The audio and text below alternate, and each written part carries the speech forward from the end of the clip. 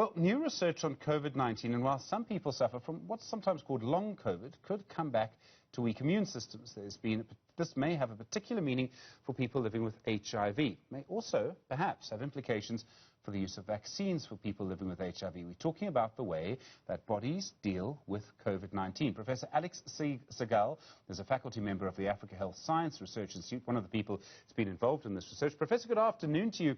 So your research talks about people who have suppressed immune systems who then experience COVID-19 for a long time. In other words, their bodies don't appear to recover from the virus. What have you been able to find? Well, I have to clarify, we're not talking about people living with HIV. We're talking about people that are failing HIV treatments, and their immune system is heavily damaged. And in these people have a hard time, or some of them have a hard time clearing the virus. And when that happens, the virus can evolve new mutations. So we're talking about, I suppose, the phrase many people would use is, I mean, rightly or wrongly, full-blown AIDS. We're talking about someone who's in a position where AIDS is now affecting their actual body's ability to protect themselves. That's correct. So we're not talking about what happens on average, but what happens really to outliers.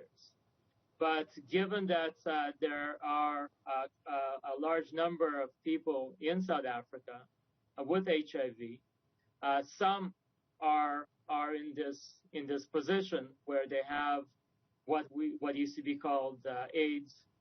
Now we refer to it as advanced HIV. So then, what actually happens? What happens when the virus is involved or gets into the body of someone who is in this condition? What does the virus do? Well, you need your immune system to clear the virus. And if your immune system is damaged, you cannot clear that virus effectively. And of course, it's like a chess game. And if you don't clear the virus is going to make a move on you.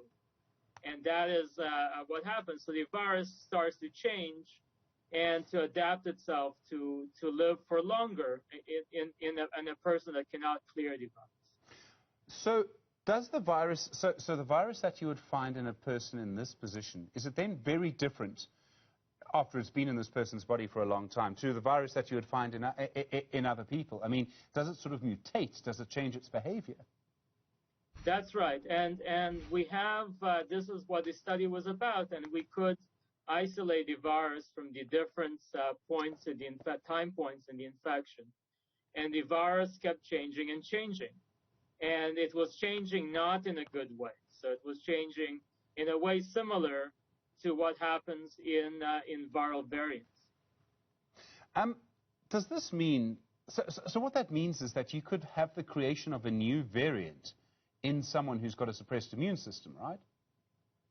Well, we don't know that for sure, but certainly the mutations are the same mutations. Okay.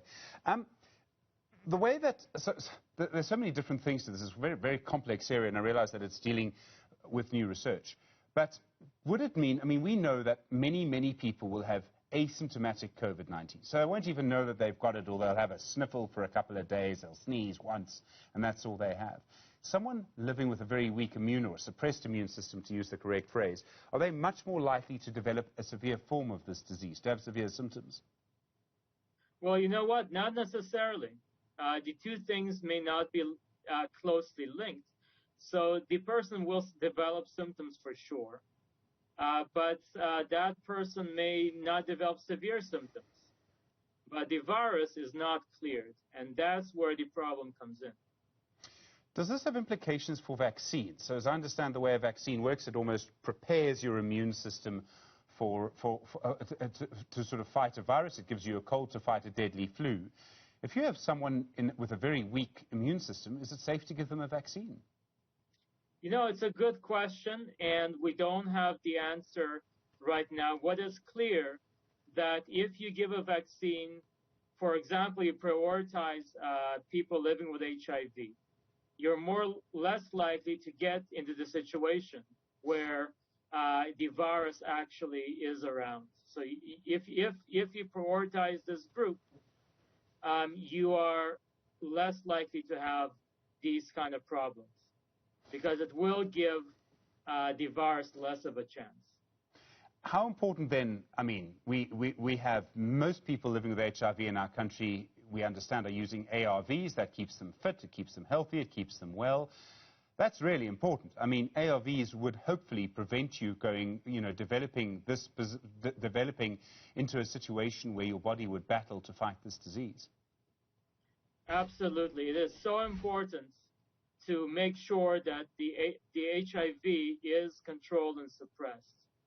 And with COVID, we forget about HIV, but it didn't forget about us. And if you let it go, if you don't take care of people that are failing antiretroviral treatment, this might have fairly wide consequences, not only for the person that is failing the treatment. But there's another whole big thing here. I mean, if we have a very large number of people in South Africa living with HIV, and we know that we do, and we know the impact the disease has had on our country over the years, it would stand to reason then that there's a very strong chance that someone who has a compromised immune system, who contracts COVID-19, and we know in some communities very high prevalence rate, people have had it, the chances of a new variant coming then from South Africa are very high. Well, we don't really want to go there. So I think there's a simple solution to this, even though, of course, it's difficult on the implementation. And that's to make sure that as few people as possible are failing antiretroviral therapy. The problem is not the HIV per se. The problem is the damaged immunity. And we want to prevent that from happening. And if we prevent that from happening, then we won't have this problem of perhaps new variants. The research that you've done involved, I think, one person living with severe HIV/AIDS in this position. But there's a lot of questions around what's called long COVID, and we don't know why. It seems someone can be healthy and just develop long COVID and actually suffer from the disease for a long time. Do we know why that happens? Is there a relationship? Is that virus also mutating inside their bodies? It's a great question, and people don't really know right now if there's any live virus in long COVID. I think it's a completely open question. What we do know is that once the virus gets into the lung, it has all kinds of tricks up its sleeve, things it can do to make it pretty resistant to antibodies, not by mutation, but by hiding inside cells and transmitting between cells in ways that are very difficult for antibodies to get at. And that's where vaccines have such a huge advantage, because they hit the virus before it actually settles down in the lung or in other places, before it can infect the actual first cells. So, and that's the big trick of vaccines. I mean, you can clear a lot of different infections by yourself with your natural immunity, but they will kill you first, like rabies, for example. That's why vaccines give you the immunity before the infection. And if you have that, chances are you're not going to get all these consequences like you see in long COVID. Professor Alex Sigal, thanks very much indeed. Faculty member at the Africa Health Research Institute. Just reminds us again how much more research we need to do on COVID-19. And I suppose another reminder of how important vaccines are in all of this. Plenty